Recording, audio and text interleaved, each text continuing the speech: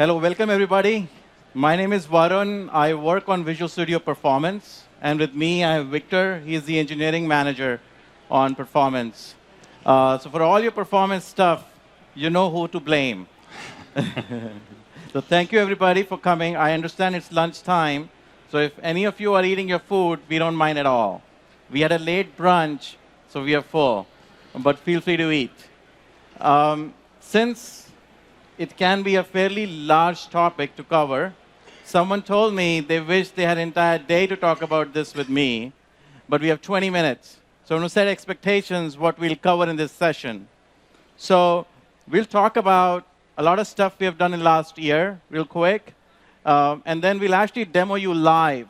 Victor will actually open Visual Studio and demo you live how certain choices can significantly impact performance. After that, we're going to talk about hardware choices and how to report issues to us. So this is my favorite slide, of course. We have worked a lot in last 1 year. And I'll actually show you a video that I think you probably saw in the keynote as well if you attended that. But we have made significant improvements in performance in just last 1 year. This is the video where we are comparing not 2015, but actually just 2017 from last year and 15.7 update that just got released. And you can see it's a very large solution that we are going to load in both the versions. So significant difference you will see. In addition, we have redesigned the test discovery process as well. So it does not require a rebuild. Now, you see that solution loads significantly faster. And in the demo that Victor is going to do, he's going to show you how certain choices can actually make your solution load longer. So we'll go over those tips as well. This is vanilla, both cases being compared. In addition, the test discovery does not require a build. It just starts on its own right away after solution has been loaded. And huge improvement in solution load performance as well. So if you are using 2015 or even 2017 from last year, you can get a lot faster performance just by upgrading to 15.7. So when you go back, basically, please let your colleagues, your team know that upgrading is going to help solve a lot of performance issues for them. This is a question we get a lot from developers, and just at this conference as well. So we have a slide up there for this. A developer is upgrading their hardware, and they want to know what makes significant difference. So we looked at our telemetry. Millions of solution loads we analyze in our lab as well, and we find that while all three play a role, SSDs have the most dramatic effect. SSDs can make your solution load, for example, on an average, we see they're 3 times faster. In some cases, they're up to 6, 7 times faster as well. The good thing with SSDs, they can be upgraded without necessarily upgrading the full box. We did it at Microsoft and a lot of teams, and our developers were really happy. For all managers in the house, a nice way to increase your WHI scores with your employees.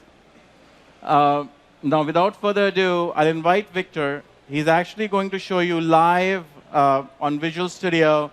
He'll open both the cases and show you how options that you choose, your environment can make dramatic difference. Victor, please come on. Thank you, Varun. Hi, my name is Victor. I'm an engineering manager in Visual Studio.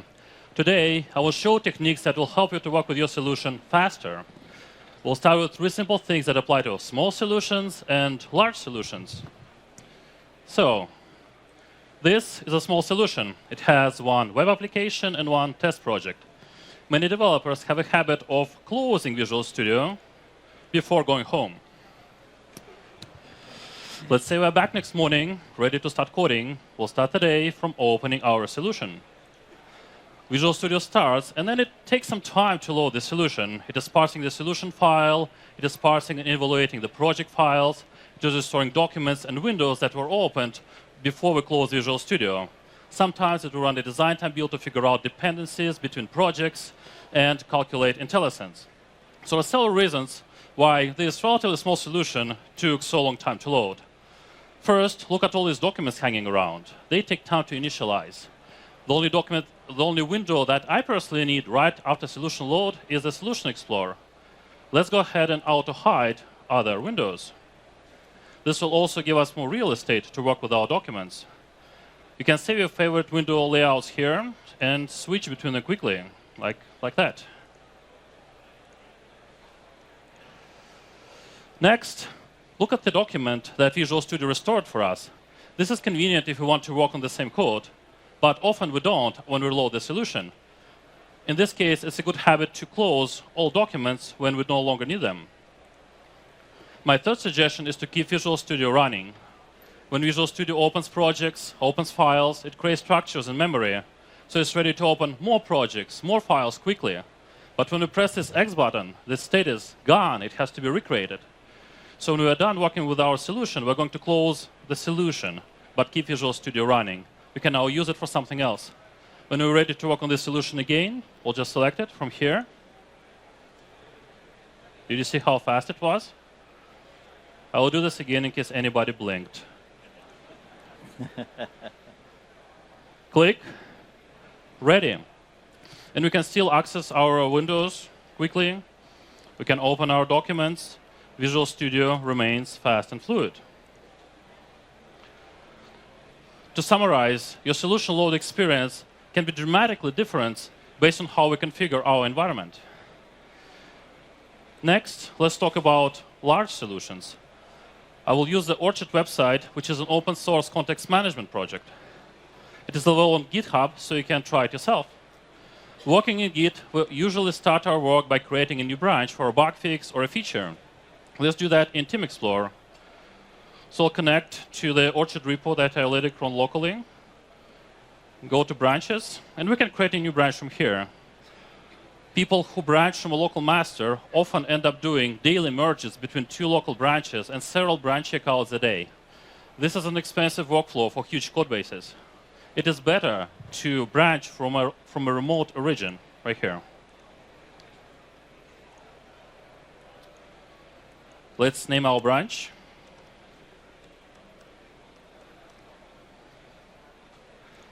It is important to get to the right branch before opening a solution. Otherwise, we'll have to wait for Visual Studio to do this throwaway work, parsing source code files that are about to change. We are on the right branch now, so let's go ahead and open the solution. This is a sizable solution. It has 88 projects, and it will take several seconds to load. Yet, it is much faster than before, thanks to all performance optimizations we recently did in Visual Studio. What is the first thing we like to do in a large unfamiliar code base?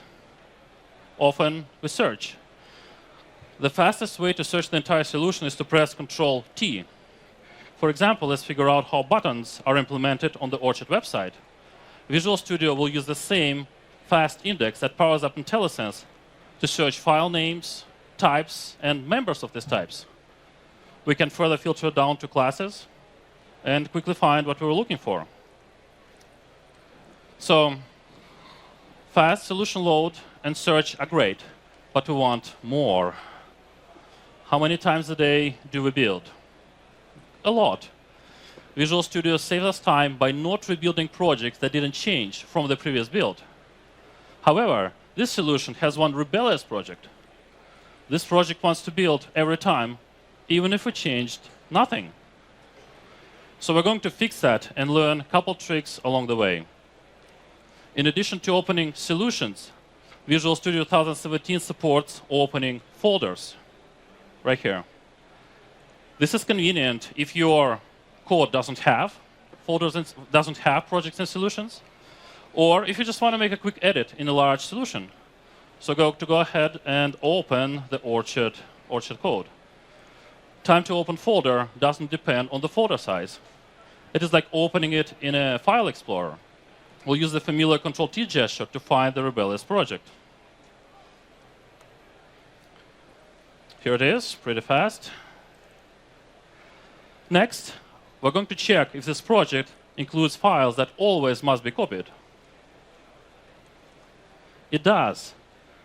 This line right here, it forces Visual Studio to build this project even if nothing has changed.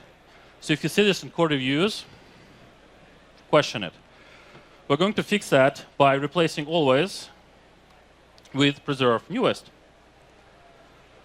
While we're looking at the project structure, I'm going to show you one more thing. These several lines tell Visual Studio to include web.config files from multiple subfolders of this project. Some developers prefer to express the same thing using so-called globbing pattern. Let me show you how that looks like. This is a globbing pattern, double asterisk. It tells Visual Studio to include all web.config files from subfolders under this project. This is fine if the number of subfolders is relatively small, but that also forces Visual Studio to scan all these subfolders at solution load. So imagine if we had something like this. This will force Visual Studio to scan the entire disk at solution load. So imagine how fast this is going to be. Well, this is an extreme example. We saw a solution from one of our customers that has something like that. Modulus. So modulus is a large folder with shared components. This line added 6 minutes to each solution load. Just imagine, like 6 minutes every day across thousands of developers. Globbing is a powerful tool, but use it carefully. Slight changes in the project file can have huge impact on our solution load, build, and other scenarios. You can diagnose and fix some of these issues yourself by searching for always or double asterisk in your project file. For a more complex analysis, we built an extension that we're announcing today. It's called Project System Tools. It is available in Visual Studio Gallery. Again, the extension name is Project System Tools. It can give you much detailed diagnostics. I'm going to go ahead and undo our globbing changes. We'll close the folder and get back to the solution to verify our build fix.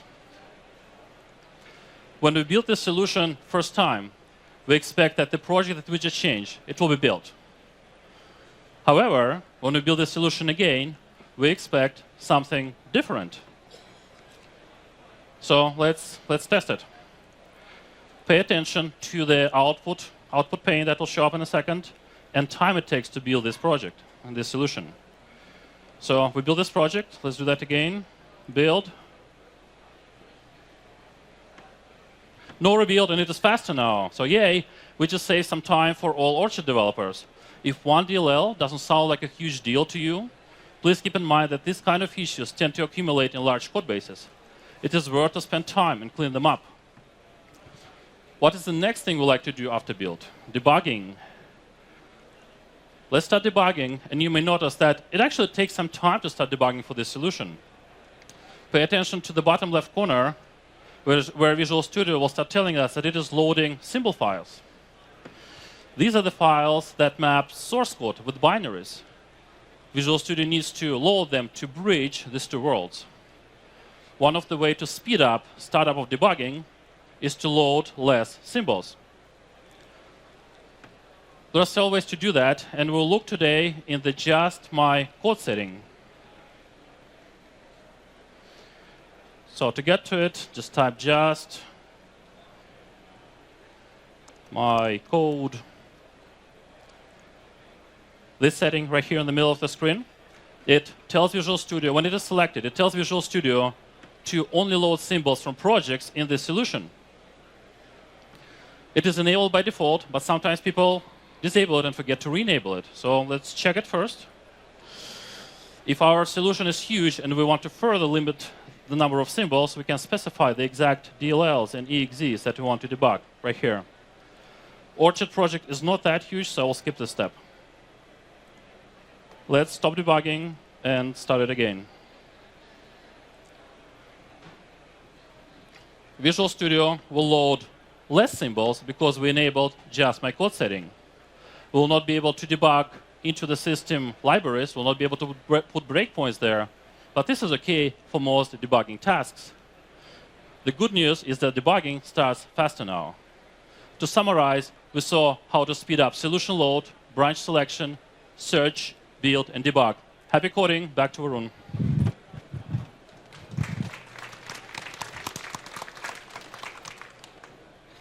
Thank you so much, Victor.